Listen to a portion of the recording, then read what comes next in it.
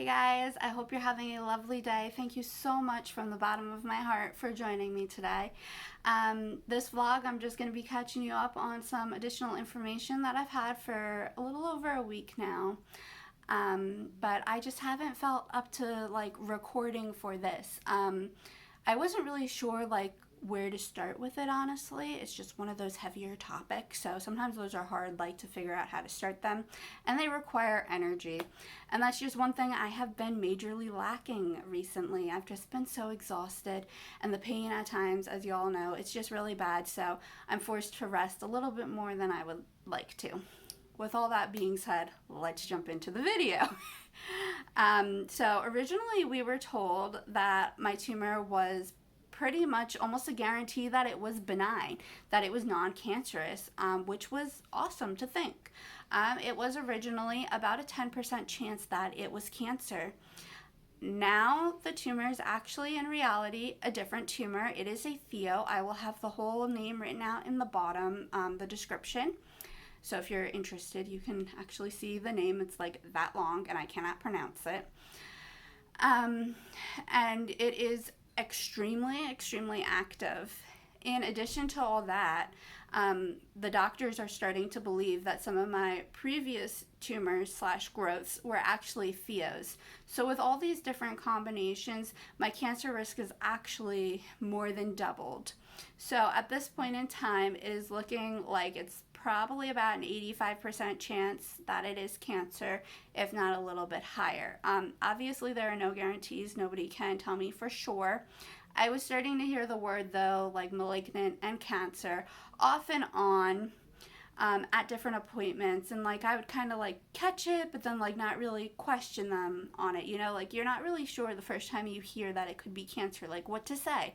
What do you ask? I mean, it's a lot to, process. And then I realized more so when I was going over notes from doctor's appointments. I have been recording some of them on the Abridged app, I believe it's called. Wonderful resource for anybody with a chronic illness, let me just say that. And when I was going through that, I started seeing the word malignant and cancer. So that was kind of more confirmation. I did email my endocrinologist very directly and asked him, is this cancerous? Does he have an idea? Because WHO does list this tumor as cancerous, and I had heard that in a support group. So I was like, you know what, if it's likely cancer, I just want you to be honest with me. Just let me know. I want to know everything that you know. This way I kind of know the monster I'm battling. I like to be in the know. It honestly helps my anxiety quite a bit. But overall, I guess I am a little bit nervous of people's reactions. I've had cancer scares before. It's been years though. I had one that a physician had told me because I was losing weight rapidly that it was 100% that I had cancer. But that I was a teenager, so things were just different. The teenage world, it's a different world. So I have been, though, I guess a little bit nervous about the way that different people would react. It has made me nervous, and I don't know if nervous is the right word. It makes me feel, I guess, bad in a way. Again, not the right word, but you'll understand hopefully what I'm getting at. I feel bad for my family, how they are going to have to process this, and they are already aware of the risk. I have told them, so I'm not just coming on here and making a video without people knowing. But my heart is heavy for them because I feel sometimes different aspects of my illness can be more difficult for them to process and to cope with. We have had family members who have passed away from cancer, so I'm definitely concerned about different family members' reactions, and just people's reaction in general, because I feel there's different ends of the spectrum. There's some people who think that cancer is the end of the world and that you're going to die. Then some people think, oh, if you mention you may have cancer, you're just overly dramatic. And I've gotten that quite a bit in my life. Oh, you think you have this? You're just dramatic. And then when somebody else heard I had a tumor, they were like, oh, it's not cancer, so you shouldn't be worried. That really bothered me. And now, it could definitely be cancer. So, Or like the other thing like that I'm not a big fan of is like when people like are like pitying you, like, oh, like that's awful, but like they're not, you know, like sincere, you know what I mean? Or like they use it for like gossip material. um, so yeah, I guess like people's reactions has been like making me a little bit uneasy. I wouldn't even say like anxious. It's definitely hard to like wrap your head around. The tumor cannot be biopsied, period, until it comes out. Biopsies of this particular tumor inside the adrenal gland does not happen anymore because they usually either kill people, or when they come out, they're never the same because they have a massive heart attack or stroke. So it is extremely unsafe because that stresses out the tumor and puts the body under a ton of stress. So it's not an option until we have surgery. So you definitely have a long time to wait to know, like, is this cancer or not? From my understanding of what I'm reading, it doesn't sound like a super aggressive cancer, so that's a really awesome thing. I'm also would be unlikely to need like a lot of chemo or radiation. I'm not like positive like treatment wise like what would be done, especially because I'm such a different patient. I'm so unique. So I'm not really sure like what that would look like. But it does look like for a lot of people that's just really monitoring you and following up. So this was just really on my heart to share. I was kind of like hesitant at first because like I said, I didn't really want to like be dramatic or viewed as dramatic, I guess. But at the same time, like the flip is, I know a lot of people like with chronic illness, like you probably get cancer scares and it's hard to cope with alone. So I want people to know, first of all, that they're not alone in their struggle, and like just to like bring light to another aspect of living with chronic illness, because due to medications and just my other illnesses, I'm at a pretty high risk for cancer. And I know that if it's not now, it definitely is likely down the road. So I really just want to be authentic and as transparent as I can be, and you know, I deem okay. And just share my heart when I feel like it. Like, I feel like, you know, it's appropriate. I definitely have had conversations with people who I felt like needed to know, like, from me directly and not from a video.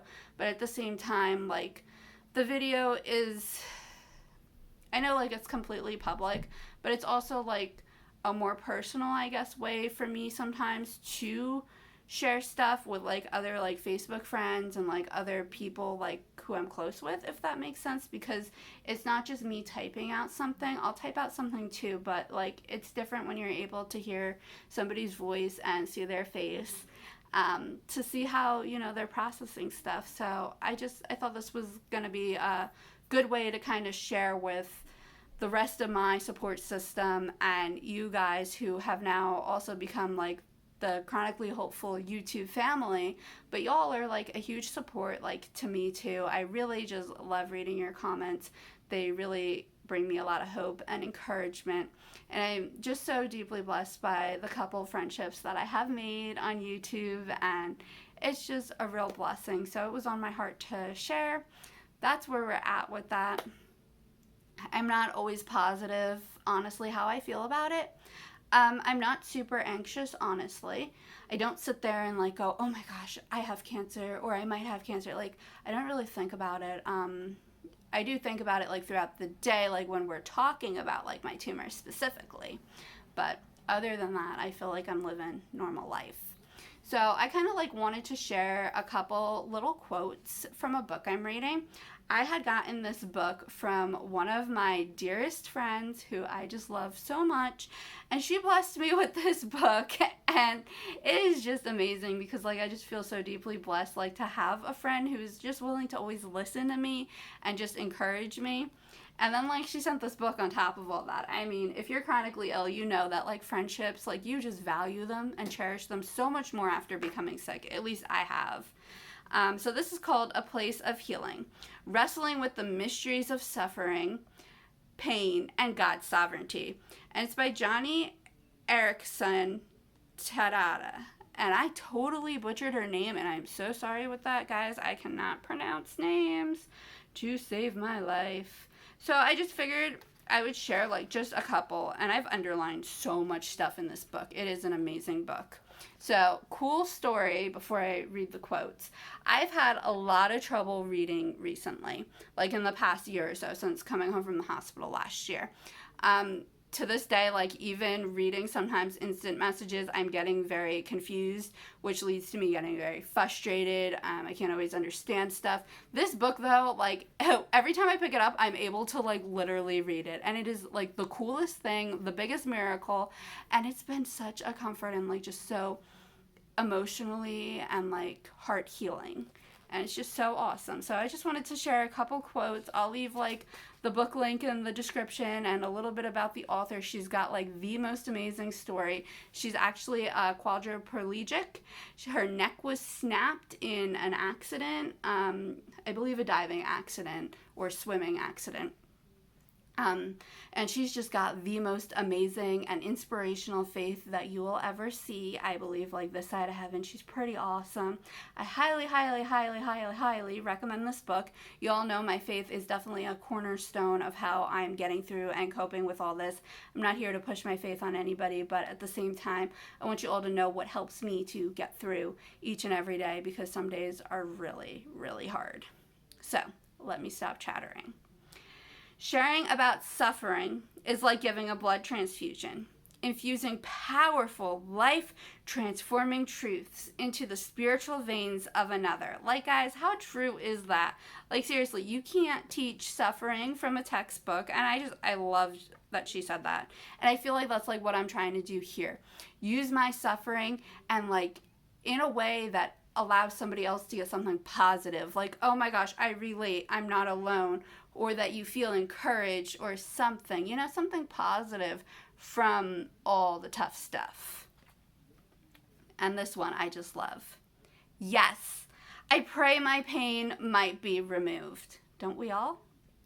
That it might cease, but more so, I pray for the strength to bear it, the grace to benefit from it, and the devotion to offer it up to God as a sacrifice of praise.